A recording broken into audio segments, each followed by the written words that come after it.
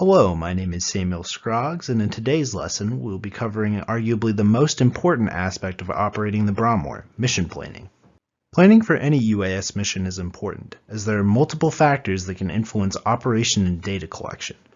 Mission planning helps to ensure the safety and success while maintaining a positive public image of your mission by planning ahead.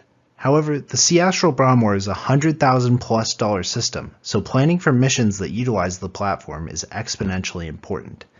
Throughout this presentation, we will cover some of the tools and practices that can be applied when planning a mission using the Bramor. It should be noted that not every application and practice mentioned are used by the Purdue Bramor crew, but are included because they may apply to your operation.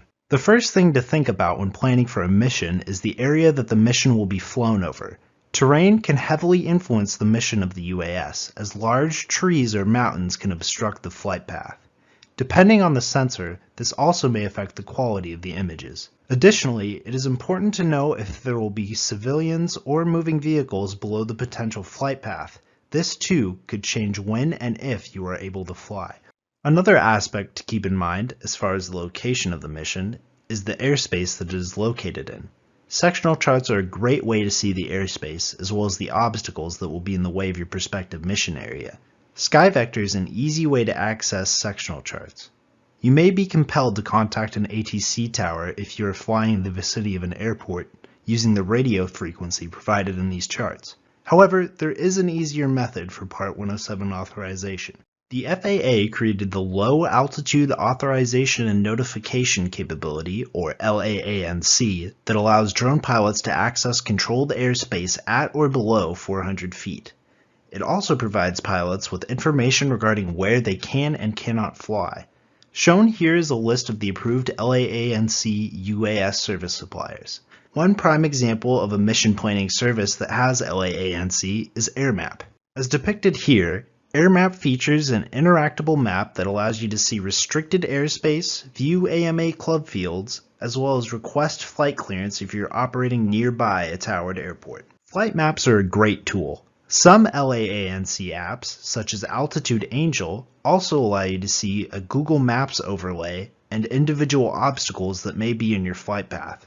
Choosing which LAANC service supplier you use will ultimately come down to your own personal preference. Before continuing to plan out your mission, it is important to perform a risk analysis to see if it is too hazardous to perform your mission. It is crucial to write down any potential risks that could occur during your operation, how severe they would be, and how likely they are to occur. A risk assessment should be performed using a chart similar to this one pulled from droneii.com.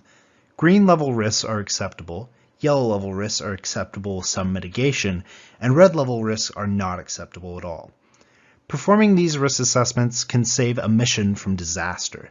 They also encourage the leader of the operation to come up with creative solutions to combat limitations that are caused by regulations or dangers to the platform, operators, pedestrians, or property.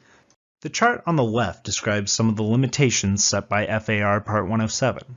One way to get around some of these limitations is to submit a Certificate of Waiver or Authorization, also known as a COA. The FAA has an online submission form, which is displayed on the right, that can be easily filled out. Keep in mind that they can take up to 60 days to respond, and a COA is never guaranteed. After any risks and limitations have been mitigated, it is important to inform civilians about your planned UAS activities and that they are near your area of operation. Keeping the public informed about your operations is not only a method of maintaining good public relations, but also important for legal and insurance reasons. It is important to have clear warning signs and messages to any motorists or civilians so you don't raise suspicion. Make sure all civilians are informed, whether that be by use of email, word of mouth, or clear signage. Once clear warning has been put out, it is important to know what payload you will be flying with. The payload you fly with will affect the weight and balance of the aircraft.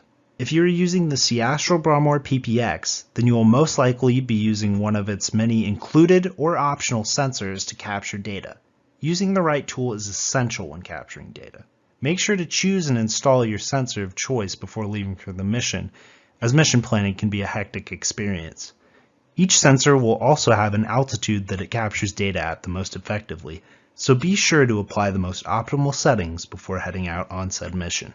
It is also worth noting the performance constraints of your platform. Most aircraft, including the C-Astral Bramor PPX, will list operational limitations inside the manual. These will usually include weather, flight duration, takeoff, and landing requirements. Make sure to review these restrictions frequently.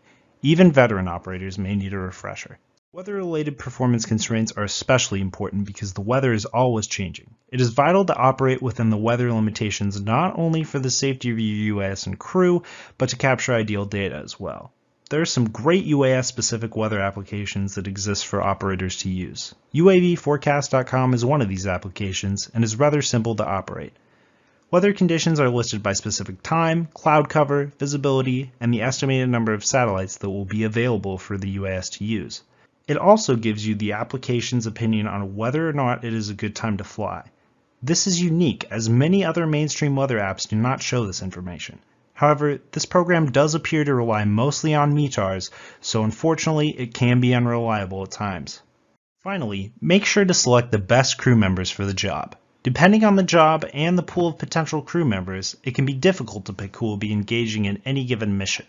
Make sure to take into account skill level, experience, and credentials when selecting your crew.